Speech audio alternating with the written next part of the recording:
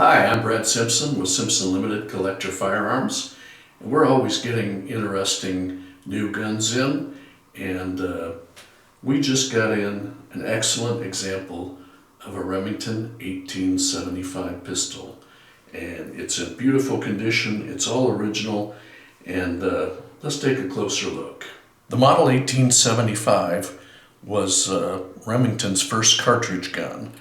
And it was 2 years later than the Colt 1873, which, if you know this, the 1873 Colt, they got the top strap from Remington, which were on the early Remington percussion guns, as opposed to the Colt percussion guns, which were open top, so the frame was not as solid. Another interesting thing about this gun, it retains this wedge wing, which used to reinforce the loading lever, but has now, it's really there to keep that iconic wedge look of the Remington, so that you can discern it from a Colt Peacemaker. And instead of the loading lever, you've got a ejector rod, which is out in the open, unlike the Colt, which has a ejector rod tube to cover it. Doesn't affect function at all. And this one was made in 1878. The serial number is actually 266, which is under the grip. And you can see the 44 on the side, which was for the 4440 cartridge.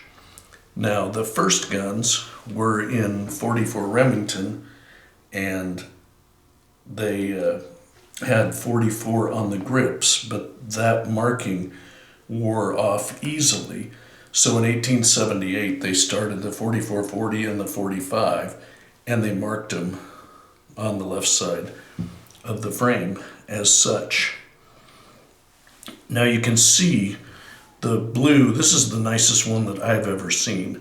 And what's characteristic of this blue, if it's in nice condition, it actually flakes off, and you can see some flaking. You know, guns in lesser condition are just worn, and a lot of times they're worn white. But this one is in excellent condition.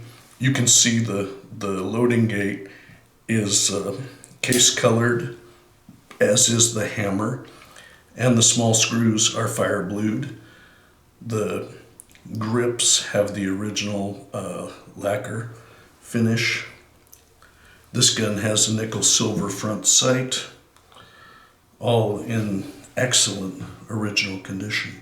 Another interesting feature of this gun, the very first Colt single actions had what was called a pinch frame, and the rear sight was a pinch through the top of the frame, and you can see that characteristic was on the 1875 Remington. If you half cock the gun, the cylinder lines up so that the ejector rod, as you can see, will come clear through the cylinder. And then when you full cock it, obviously it aligns with the barrel. By the time this gun came out in late 1874, it was already more than a year after Colt had come out with their Peacemaker. So Colt secured many U.S. military contracts for their guns, and Remington was too late and did not.